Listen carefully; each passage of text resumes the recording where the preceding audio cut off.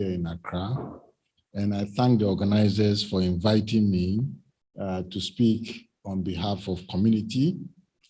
As you know, the internet is all about communities. So bear with me. I won't speak much, but I'll say some things. I was privileged to have given a keynote at the maiden AFPIF in 2010 in Nairobi. Thereafter, while chairman of the board of directors of NITA, Ghana hosted the second AFPIF meeting in 2011. And thanks very much for coming back. There were a few exchange points then, and we were united in resolve to reduce international costs and to build local infrastructure and local content. I think we will have to assess how well we've done since those early aspirations. I'm glad to see, however, a flourishing community after I've been away for some years, and I share a very hearty commendation for your contributions to Internet in Africa. Internet came to Ghana in December 1993 in an experiment with modems and DEC mini computers at Network Computer Systems. Internet Society was formed in 1992. That was before we got fully dedicated link in December 1993, meaning that we're working with Philip Smith, EuroIX, and we're doing dial-up IP before we went to full connectivity. See, you have to, this is the history, it can't be changed. These were accomplished by pioneering Ghanaians from 1988 till the fatal shutdown of NCS in 2003. Much of these achievements predated the regulatory reforms in the post and telecom sector that established independent regulator, National Communication Authority, in 1996. Was it that internet pressured reforms in Ghana? It's up to you. I'll leave the rest to NCA to elaborate in their presentation. However, in the first decade of NCA, there were over 100 indigenous operators. What policies resulted in diminished local operators? I have only questions. We sought techno-liberation to prevent Africa's lack of technical know-how to be exploited by more developed economies for commercial gain. We saw it as opportunity to accelerate technical development of Ghana and formed alliances across the continent to achieve that.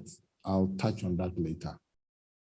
The ecosystem has since expanded while consolidation has increased and indigenous operators have disappeared.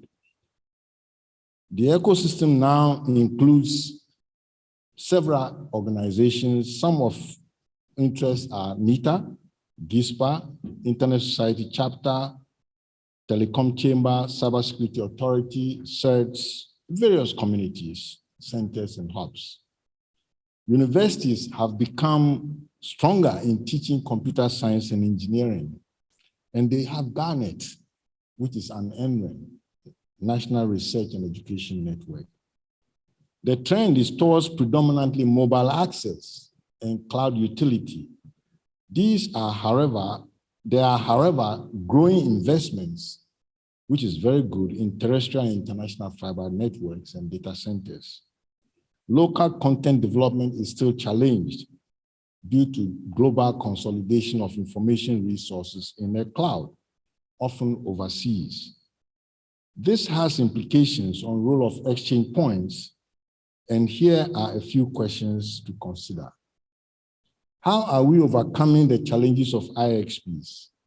Cost of domestic links are now dominating our costs. Lack of local content, transit or peering regulation, and so on. How resilient are the IXPs, including their respective communities? What would be the impact of prevalence of satellite internet, e.g. Starlinks, on exchange point development. We should be thinking about these issues. How would domestic internet work in event of massive cable cuts? How resilient are our networks? What is the extent of shared infrastructure among operators? Very important. The operational challenges are well known and encompass capacity retention, stability of teams, response to rapid technology advances, funding, and what policy environment enables internet to grow. The true nature of Ghana's network was exposed during the COVID when we realized that we had not adequately developed local services on the internet. Operators had been carrying traffic to international content providers, not to local services. We, as a result, had not sufficiently developed corresponding local logistics and fulfillment industry. By far, the biggest challenge is contest of multi-stakeholder approach by top-down government means. Consensus that we take for granted is not well understood. Even what constitutes a community with practices is far from clear and often degrade to capture in Africa, rather very top-down context, in our rather very top-down context. Merit gets trumped by authority. Africa needs the open internet as a latecomer. We are a latecomer. The open source software available on internet helps us learn and contribute without permission. An open, interoperable internet accessible to all will give Africa a good chance. The internet presents open participation, open documentation, and open standards, which promote technical skills development in Africa. With 60% of Africa's population under 25 years, the opportunity that comes with the internet will enable the youth innovate and create jobs and help develop the country's economy. Perhaps a new culture of caring for the internet needs to be developed, where we are committed to the internet and do not take it for granted. It took a lot of effort, believe me, to start or to plant the internet seed in Africa. So please protect it. Internet shutdowns in Africa should stop. We don't have enough of it, and any disruption is an impediment to economic growth. Any potential risk of fragmentation should be avoided at all costs. There's only one inter-network. The internet is fast becoming a main driver of digital economy in Africa, so we should respect the same. The goal is to have affordable and accessible internet to drive innovation and foster the creation of new jobs as new technologies are emerging. And you are quite familiar with the recent impact of AI, machine learning, blockchain, and BPO, and all the other services. And let's avoid creating a new digital divide. To take the internet to the next level in Africa, we have to change attitudes and the priorities about participation. In the early days, we had a united resolve to show internet works in Africa and to spread the internet. What is our resolve now? The notion of contribution to community activity has too often given way to other interests and disunity in Africa. We tend to act as if the internet started when we arrived, while the internet has been in development since 1969. We are late. Government policies and regulations are often the key enablers, except it takes long to understand and to get it right. This makes us miss opportunities and fall behind. Also, the intoxication of authority sometimes lead to the principal stakeholder, multi-stakeholder participant, that is government, to want to do it all for us. That is to be the policymaker, the regulator, and the operator at the same time, which is untenable. While we have to find ways to fund internet development, The known way of shared interests also works. Every development project should have an internet infrastructure component in the plan. The key strategic intervention, in my opinion, is to fix the educational system as internet grows a knowledge society where educated and net-savvy professionals thrive. The internet will be a treasure for a mobilized continental free trade area. In fact, it will not succeed without it. And it will bring the continent-wide e-commerce into fruition. We could discuss this at this meeting, how we are dealing with regional and continental exchange points, how we keep traffic in region and on continent to support the continental free trade area. All policy development processes and industry forums in regulations benefit from diversity and the wider inclusion of a more bottom-up, multi-stakeholder approach. I would like to see it practiced in national policy creation as well. Let's dwell for a moment on the technical capacity building as a support for digital and connected Africa.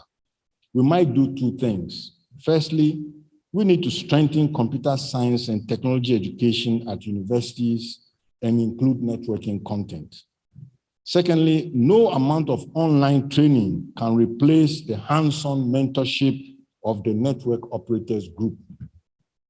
AFNOG and sub-regional NOGs and country NOGs are an important part of the ecosystem. AFNOG is hosting Hybrid African Internet Summit in South Africa starting September 26, and we look forward to your participation. We started with how the internet was planted in Ghana, and every country has a unique story. I would like us to end with the technical institutions, which we establish as we try to cover the continent with internet. The first internet seed was planted in South Africa in 1991. And by 2000, every country had internet service at capital city. That's fast. The first institution we created was AFNOG, which gave birth to the others. They all share openness and bottom-up practices. They include Afrinic Numbers Registry, AFTLD for CCTLDs, the African Research and Education Networks for NRENs, Africa Cert for CERTs, Africa as a regional TLD, AF Registrar for accredited registrars. AFPIF, AFIX also emerged from the same technical community that I have mentioned. In conclusion, much has been done. We have to focus on targets. The key performance indices also are moving. We should build systems, ecosystems, and communities that are resilient enough to cope with the future. Now, IXPs are critical infrastructures, and we must guarantee resources for them, which includes IP resources. I'm sure you are waiting for me to touch this. I urge you all to become more engaged with issues at Afrinic so we can guarantee the future of internet in Africa. I wish you good AFPIF meeting and quality deliberations. And thank you very much for your attention.